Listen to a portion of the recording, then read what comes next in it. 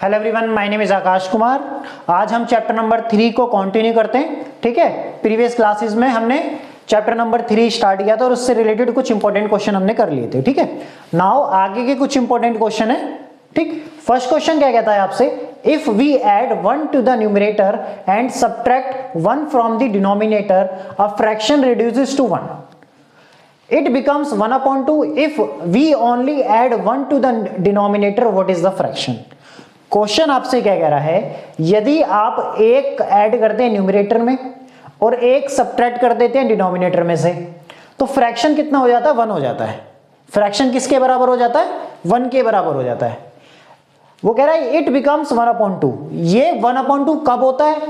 यदि we only add 1 to the denominator, केवल जब हम डिनोमिनेटर में केवल 1 ऐड करें तो ये कितना हो जाता है? 1/2 हो जाता है। तो आपसे कह रहा है फ्रैक्शन बताओ, फ्रैक्शन क्या होगा। ठीक है, अब हमें समझना पड़ेगा कि फ्रैक्शन किस किस से मिलकर बनता है।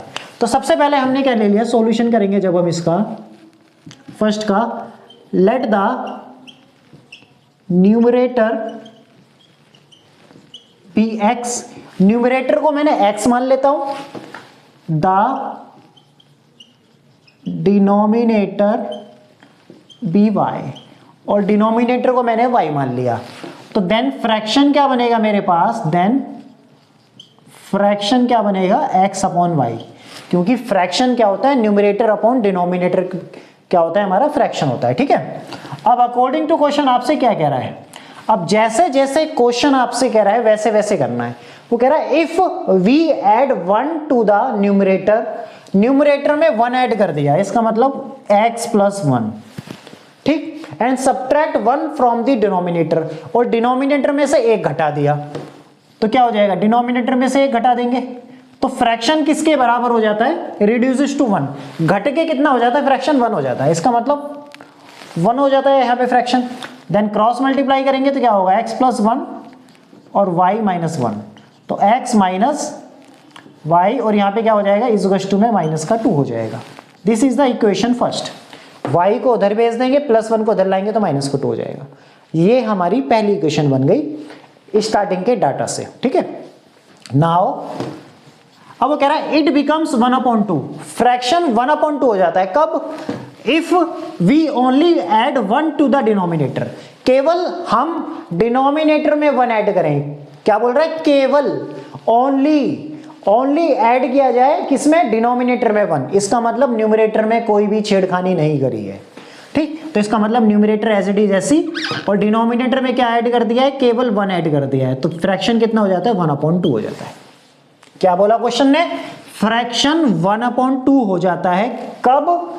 जब केवल वी ओनली ऐड, हम केवल ऐड करते हैं 1, किसमें? डिनोमिनेटर में। तो डिनोमिनेटर में हमने क्या कर दिया है? 1 को ऐड कर दिया है। तो then cross multiply, 2x is to Y plus 1, तो 2x minus Y is to कितना हो जाएगा? 1। This is the second equation. ठीक, now solve the equation, solve the equation first and second by elimination method। ठीक है, तो पहली और दूसरी इक्वेशन को हम क्या करेंगे? एलिमिनेशन मेथड से सॉल्व कर लेंगे। ठीक है, अब 2x minus Y is to 1 के बराबर है, और x minus Y is to minus 2 के बराबर है। अब देखो यहाँ माइनस है तो यहाँ प्लस लगाना पड़ेगा, यहाँ प्लस है तो यहाँ माइनस, यहाँ माइनस तो यहाँ प्लस। ठीक है, साइन चेंज कर देते हैं। अब बीच वाले साइनों को भूल जाएंगे, 2x में से x जाएगा तो x बचेगा। अब माइनस प्लस क्या हो जाएगा? कैंसिल आउट, इज टू, अब ये कितना हो जाएगा? 1 और 2 3 हो जाएगा। ठीक है, तो x की वैल्यू यहाँ पर कितनी हो जाएगी? 3। अब put x is to 3 in the equation first. अब x इज टू 3 को फर्स्ट इक्वेशन में रख देंगे, यहाँ पर तो रख दो 3 minus Y is to minus का 2। ठीक, तो 3 प्लस 2, y को इधर शिफ्ट कर देंगे, तो this implies y is to कितना हो जाएगा? 5। तो नाउ फ्रैक्शन कितना हो जाएगा हमारे पास? Now fraction is two x की वैल्यू कितनी है? 3, और y की वैल्यू कितनी आई? 5। तो हमारा आंसर ये आ गया। वो पूछ रहा था आपसे फ्रैक्शन बताओ, फ्रैक्शन क्या होगा? तो फ्रैक्शन हमारा 3/4 होगा। उम्मीद करता हूं ये पूरा का पूरा क्वेश्चन बिल्कुल अच्छे से आपको समझ में आया होगा। ठीक है, देख लें एक मिनट। उम्मीद करता हूं आपने देख लिया होगा, ठीक है। नाउ नेक्स्ट क्वेश्चन की तरफ मूव करते हैं। नेक्स्ट क्वेश्चन आपसे क्या कहता है,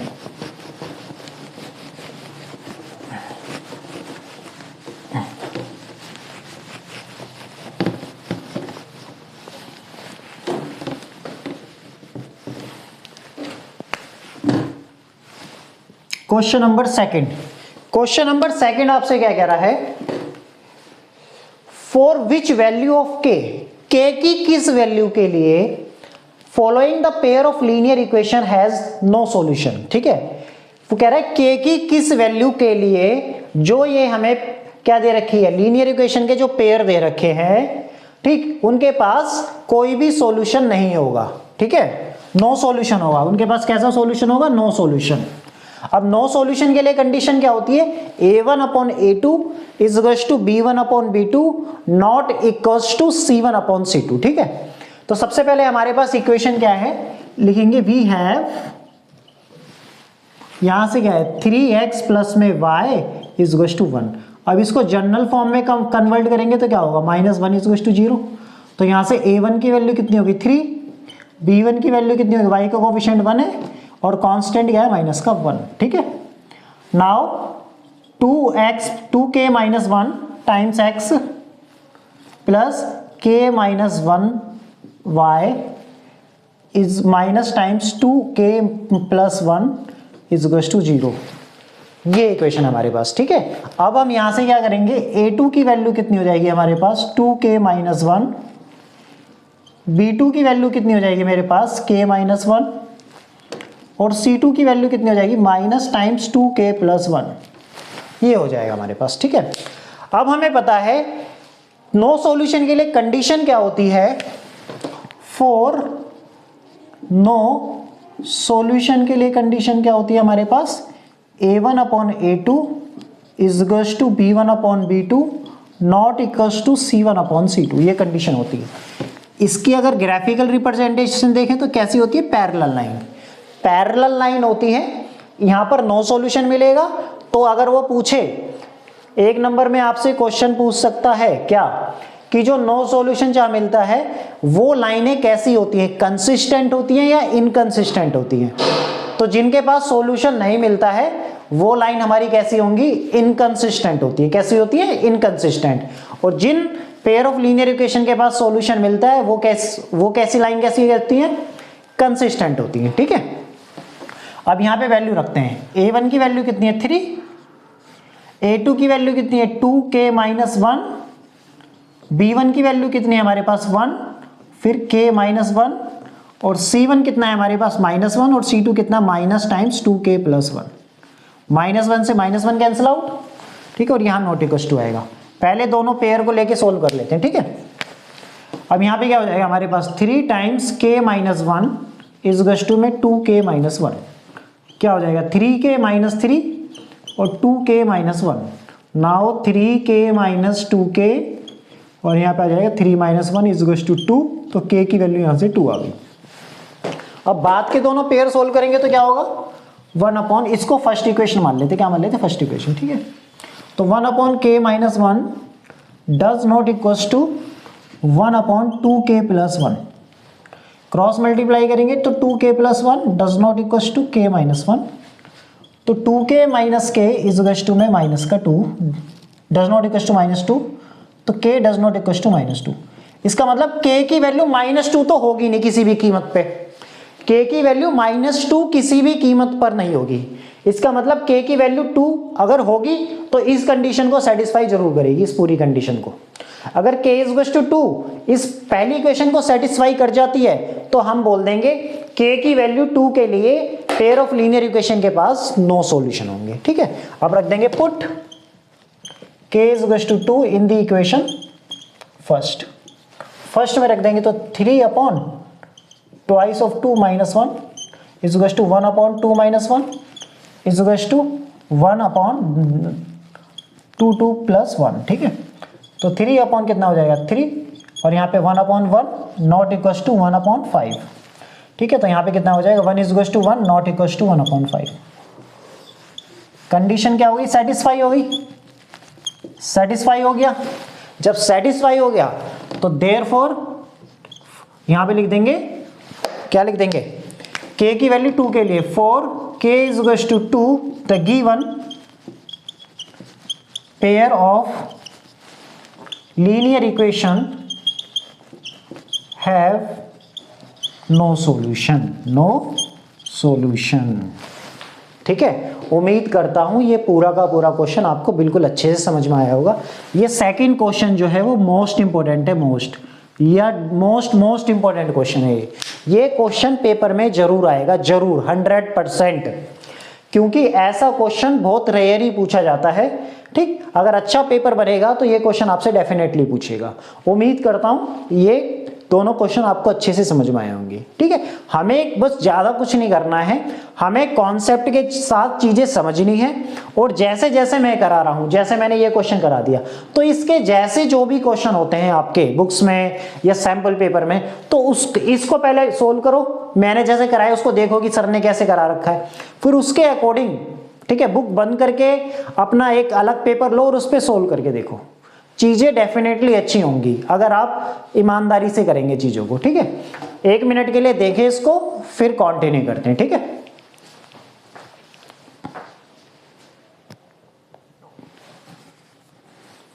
नाउ स्टूडेंट नेक्स्ट क्वेश्चन क्या है हमारा। नेक्स्ट क्वेश्चन आपका क्या कह रहा है, the monthly incomes of 2 person are in the ratio 9:7 and their monthly expenditures are in the ratio 4:3. If each saved rupees 5,000, express the given situation algebraically.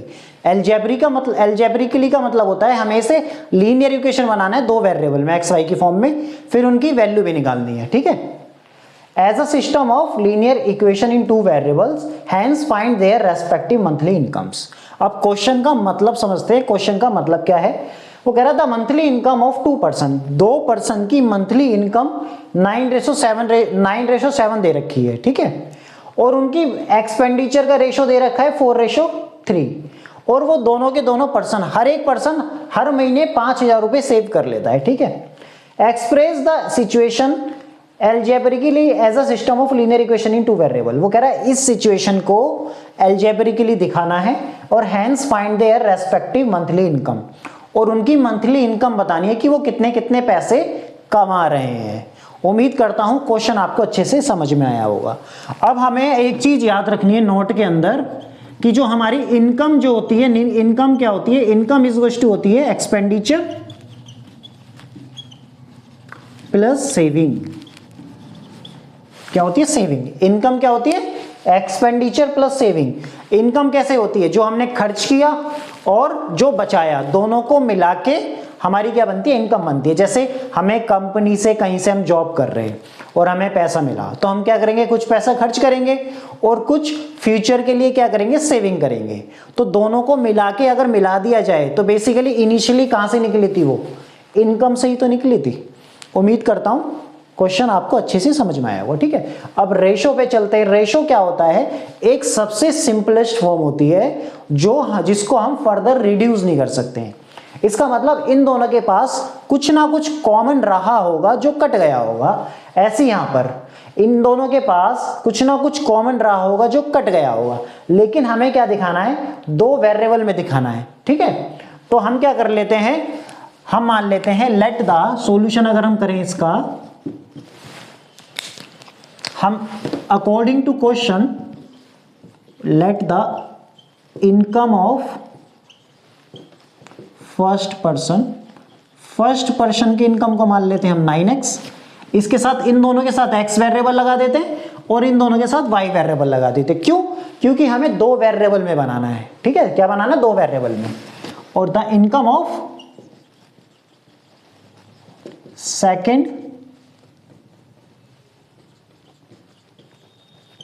Person हमारी कितनी हो जाएगी, 7x हो जाएगी। ठीक है, एंड एक्सपेंडिचर जो खर्चा हुआ है, एक्सपेंडिचर ऑफ फर्स्ट पर्सन, यहां पर y लगा लेंगे इनके साथ। ठीक है, क्या हो जाएगा 4y, और एक्सपेंडिचर ऑफ सेकंड पर्सन, यहां पर आ जाएगा हमारा 3y। क्या आ जाएगा, 3y आ जाएगा। ठीक है, अब हम लिखेंगे वी नो डेट, हम जानते हैं, क्या जानते हैं हम, कि इनकम जो होती है हमारी, इनकम क्या होती है, एक्सपेंडिचर प्लस सेविंग होती है। क्या होती है, एक्सपेंडिचर प्लस सेविंग। ठीक है, अब आपको क्या दे रखा है यहां पर, वो कह रहा है कि वो हर महीने कितने पैसे बचा लेते हैं, 5,000 रुपए बचा लेते हैं हर महीने। ठीक है, तो सेविंग दे रखी है, तो सेविंग कैसे, अगर सेविंग देखें तो कितना नहीं, सेविंग क्या होगा हमारे पास, इनकम में से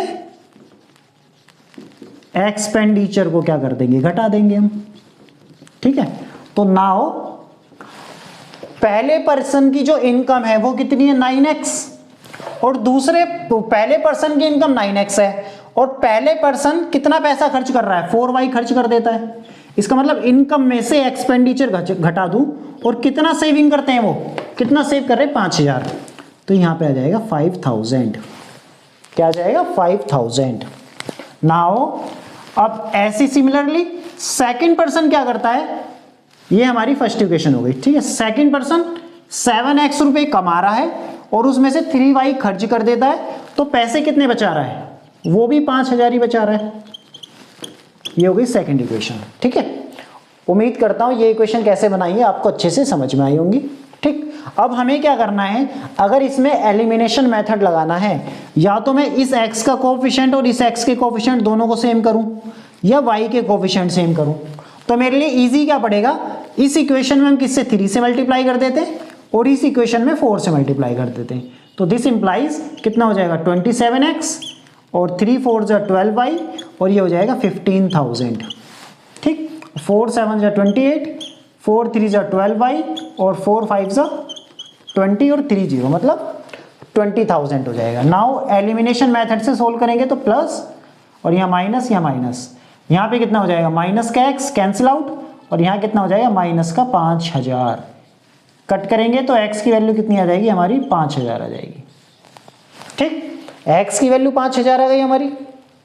ठीक है, नाउ पुट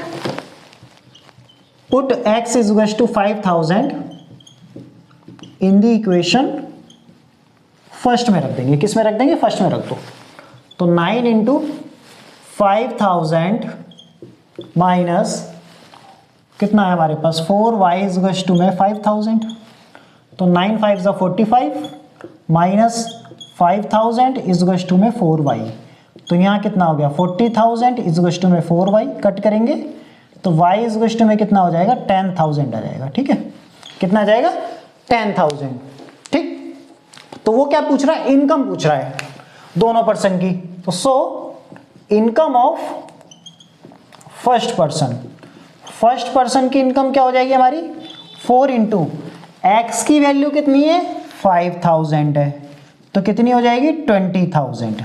कितनी हो जाएगी, 20,000। ठीक है, सॉरी एक्स, यहाँ पे फर्स्ट पर्सन की इनकम 9x है ना, तो 9x, तो 9 इंटू 5,000 इज इक्वल टू 45,000 हो जाएगी। ठीक है, और इनकम जो होगी सेकेंड पर्सन की, सेकेंड पर्सन की इनकम कितनी हो जाएगी हमारी, 7x है, तो 7 इंटू एक्स कितना हो जाएगा, 5,000, तो कितना हो जाएगा, 35,000। ठीक है, उम्मीद करता हूं ये पूरा का पूरा क्वेश्चन आपको अच्छे से समझ में आया होगा। ठीक है, बस कुछ नहीं करना है हमें, बस हमें ये फॉर्मूला याद होना चाहिए, income is equal to expenditure plus saving. ठीक है, इनकम कैसे बनती है हमारी, एक्सपेंडिचर और सेविंग को मिला के। ठीक है, ये चीजें याद रखनी है आपको।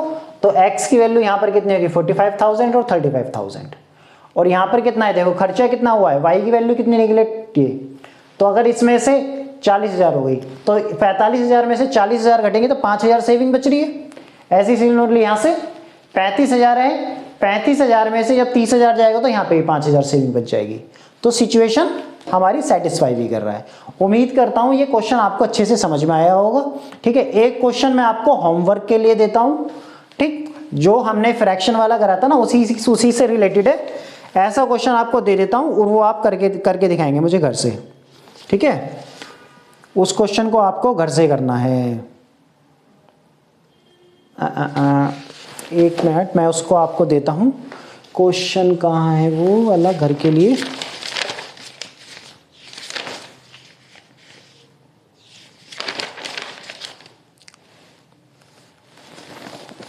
चलो यही क्वेश्चन है, बिल्कुल सेम। इसी क्वेश्चन को घर से करना है होमवर्क में। इसको क्वेश्चन नंबर 4 डाल लेना आप, होमवर्क में करके दिखाना है। बस क्वेश्चन में करना क्या है, क्वेश्चन कह रहा था ratio of income of 2 person is 9:7, ठीक है, and the ratio of their expenditure is, ठीक है, 4:3 है। If each of them save ₹20,000 पर 2,000 पर मंथ। अब यहाँ पे 5,000 की जगह बस 5,000 की जगह क्या कर देना है, 2,000 कर देना है, 2,000 रुपए, ठीक है। कितने, 2,000 रुपए सेव कर रहा है। Express this situation algebraically and into variable, hence the find the, हाँ ठीक है, यही क्वेश्चन करना है बिल्कुल आपको, ठीक है। बस कुछ नहीं करना है, एक क्वेश्चन जो आपको होमवर्क में दिया है सिमिलरली यही क्वेश्चन करना है होमवर्क में। बस आपको जो सेविंग हो रही थी अब की बार कितनी हो रही है, 2,000 हो रही है। जो हमने क्वेश्चन किया है उसके अंदर सेविंग कितनी हो रही थी, 5,000। तो question the monthly income of 2 person, ratio दे रखा है सेम यही, इनकम का रेशियो ये है, एक्सपेंडिचर का रेशियो ये है, और सेविंग कितनी हो रही है, 2,000 की सेविंग हो रही है।